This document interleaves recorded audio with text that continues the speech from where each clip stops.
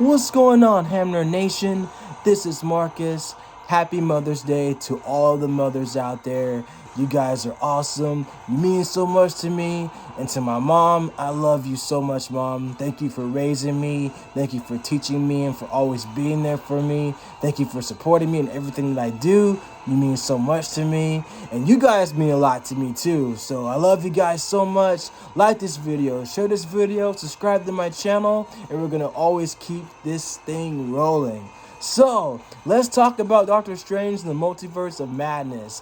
I saw the movie last night, and I was going to do my reaction, but I was spending time with my mom for Mother's Day, so I definitely wanted to hang out with her because we're very close. So, you would pretty much say I'm my mama's boy. I love her so much, and we're very close, and she loves what I do.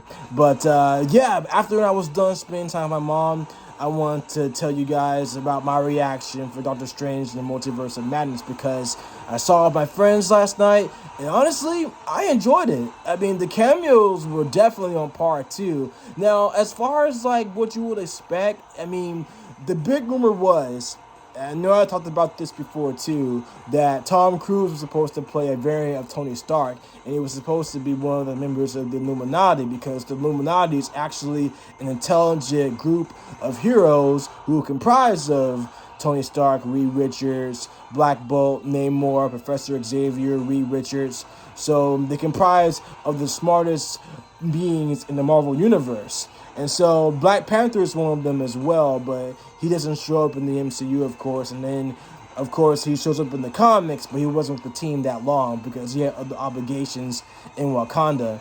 And so, basically, it picks up where Spider-Man No Way Home leaves off because it takes place months away. So that's where it takes place. And so Strange was with America Chavez, who's been introduced for the first time in the MCU. They were trying to get the Book of Ashanti as they were being chased by a demon. So it kicks off pretty strongly. And then after when his other Strange was being killed, after when he was killed, and when Chavez opened up the portal, Strange and the president wakes up. He's getting ready to go to Christine Palmer's wedding, and then while they were talking, the city was being attacked by Gargantos, who actually opened up the portal to chase down America, who was transported to Strange's current timeline. And so what happened was, she asked him, what do you know, after when they stopped Gargantos, who died in a horrible fashion. She was telling Strange and Wong, well, Wong shows up to help Strange, but she was telling Strange and Wong that, what do you guys know about the multiverse? And Strange was talking about, Peter Parker experienced it recently, and then the person who practically knows all about it will be Wanda herself, Wanda Maximoff. Of course, she hasn't really been the same since WandaVision, and then after losing Vision and her children, that was pretty much it. So there's definitely some House of M references as well, because you practically see the relationship between where they were going with this as well. So there was definitely House of M vibes as well. And so basically, when Strange first encountered Wanda, Wanda actually gave him a warning to hand over America. He wasn't going to do it. And so Wanda ends up attacking Kamar-Taj. Of course, Kamar-Taj is the village where Strange was trained to become the sorcerer. And of course, the Sorcerer Supreme right now in the MCU is Wong. And then basically Strange and Wong are close friends anyway, just like in the comics. But yeah, she attacks Kamar-Taj. She injured and killed most of the sorcerers, and then basically was on the hunt to chase down Strange in America. And while they're being chased, they actually slipped towards the dimension by one of the spells that Wanda concurred. And then after that, Strange was trying to get out of it as well. And then we see that Strange and America, they were greeted by Karl Mordo, or Baron Karl Mordo, one of Strange's adversaries in the comics and in the MCU mostly. So, but yeah, so Mordo basically drugged Strange, and then Strange wakes up, and then he was being imprisoned and taken to the Council of the Illuminati. So the Illuminati, of course, is the most intelligent beings of the Marvel Universe that comprise of the super team. And so we actually have the members there as well. King Blakatar Bo-Katan, Black Bolt, and we also have Captain Marvel, who goes by Maria Rambeau, the mother of Monica Rambeau, who's the Captain Marvel in the other another universe as well, in Strange's universe. And then we also have Reed Richards, The first time I saw Reed Richards, I marked out. I was like, John Krasinski, the rumors were true. John Krasinski actually plays Reed Richards, and it was actually pretty cool to see that too. So yeah, I saw Reed Richards, and then Charles Xavier showed up too. So we actually saw Professor X. So the Easter egg in this one, if you listen closely, you can actually hear the 90s X-Men theme music from the background as Xavier was rolling towards his wheelchair and confronting Strange. You can actually hear the theme song. So you listen closely, you can't miss it. The beat is like, da, da, da, da. So yeah, so that's a good Easter egg right there. So I'll definitely do an Easter egg breakdown for my next video talking about that. But yeah, you can't miss it. You hear the background music of the X-Men animated series theme from the 90s, and it's so good. And watch it on Disney Plus too, because it's definitely a classic. I grew up on it, and I actually had the feels because it was part of my childhood too, hearing the theme song. And then on top of that, they're working on an X-Men next season project that's based on the 90s too. Can't wait to see that. But the thing about that was basically they're trying to stop Strange's other doppelganger for taking over the multiverse, because he actually has possession of the Darkhold. Of course, the Darkhold is the magical book that almost encounters the Book of Ashanti, but the Darkholds actually were the ones that Wanda uses to allow her to go back and forth to her other dimension to spend time with her kids, to be a mother to her kids. And so funny that, don't know if we'll ever get White Vision, which we didn't even see in this movie. So we didn't actually see White Vision. So, but on top of that, as far as like everything else goes, that's what the Darkhold was for. And so basically, we pretty much got like a fall brawl between both Wanda and the Illuminati. And I actually did not like this part too, that she actually took out the majority of the Illuminati super team. So they were all wiped out, including Peggy Carter as well. And I was thinking like, that wasn't cool at all. And it was cool seeing Peggy Carter as well. So I was thinking like, just not cool. So, but yeah, she took out all of the Illuminati Council, including the Ultron initiatives as well. So the Ultron Sentries were taken out. And then, of course, they were in Wakanda Bar too, which is also home of the High Evolutionary too. So we'll definitely see more, introduce more characters from the Marvel Comics series and put them into the MCU. So it was actually pretty cool. So when I actually saw that world, I was like, Wonderbar, that's actually pretty cool. So I'm thinking we'll probably see the High Evolutionary down the road too, though. So that would be awesome. But yeah, but basically seeing those cameos between Professor X and Reed Richards, it's definitely setting up for X-Men and Fantastic Four to show up in the MCU eventually as well. So, but to continue the synopsis, to make the long story short, Strange and Wanda actually had their final confrontation. Strange actually used a spell to where he can actually embody the corpse of his other Strange doppelganger, and they actually fought face to face. And then Wanda was defeated, and we probably don't know the future where she'll be. She didn't die, of course, but she realized the errors of her ways and just faded away and everything like that. So, but as far as everything else goes, that's pretty much it. Then all of a sudden, when Strange and Wong, they left America at Kamatosh, to where she would go through her training.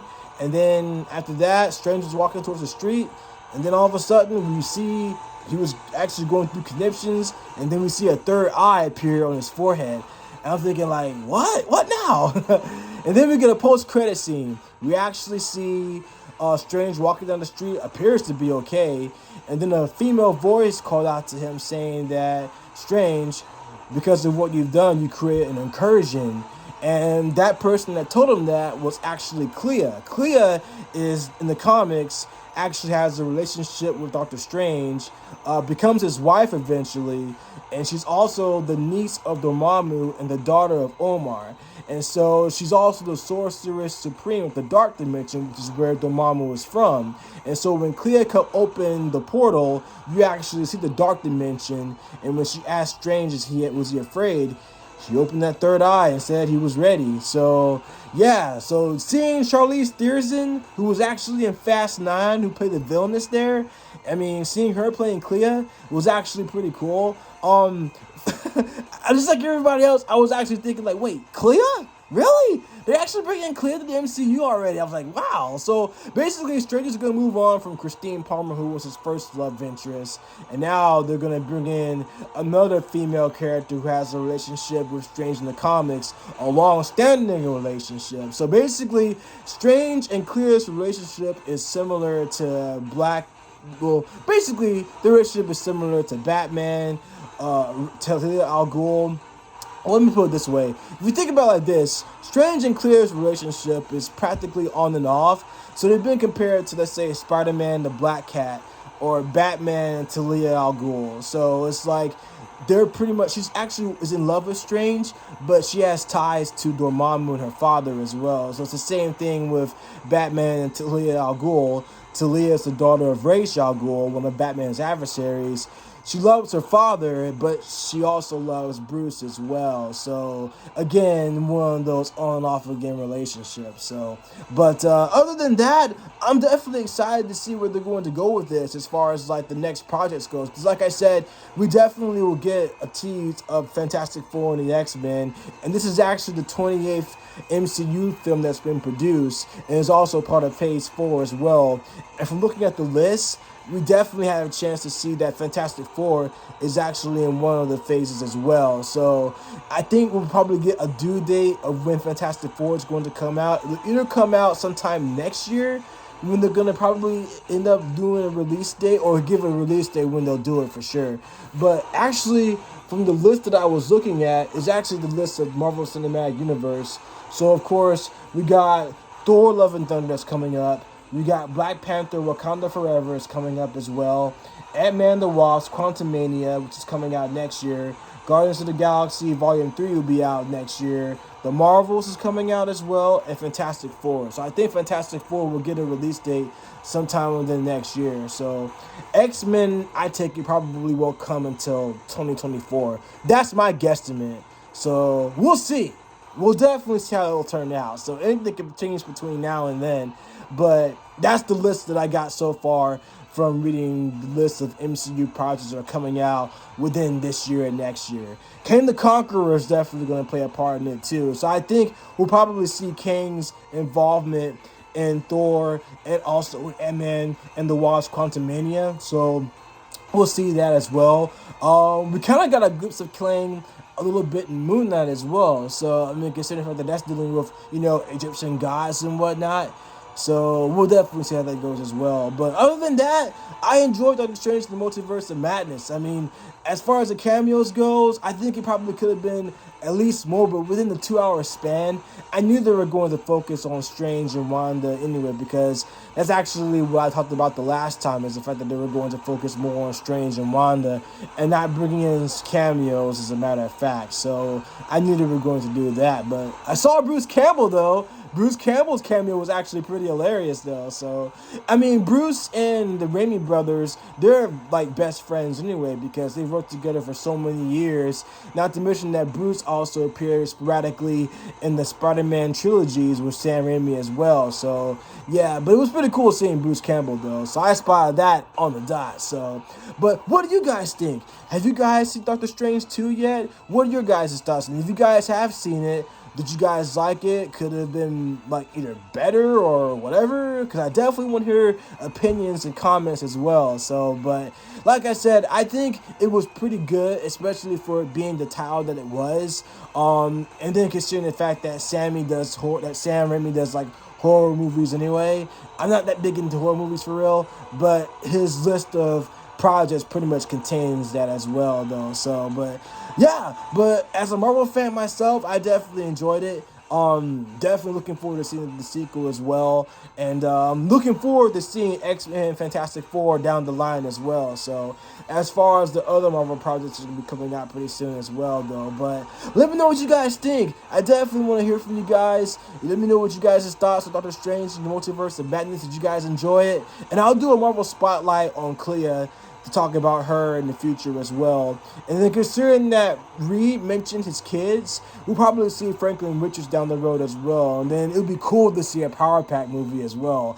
I think that's going to be one of the next projects that they're going to work on in the future as well, though. And then considering that Franklin is one of the members of Power Pack as well, he'll have a chance to team up with the Powers family. And I'll talk about Power Pack in my next video as well for those who may not know who they are. But I grew up in the comics. I have the issues, so it was actually pretty cool though. But yeah, let me know what you guys think. I love you guys so much. Happy Mother's Day. You guys mean so much to me. To all the moms out there, thank you so much. And to my mom, I love you so much, Mom. Very much. But yeah, let me know what you guys think. Like this video, comment on this video, share this video, subscribe to my channel. I love you guys so much, and I'll catch you guys in the next one.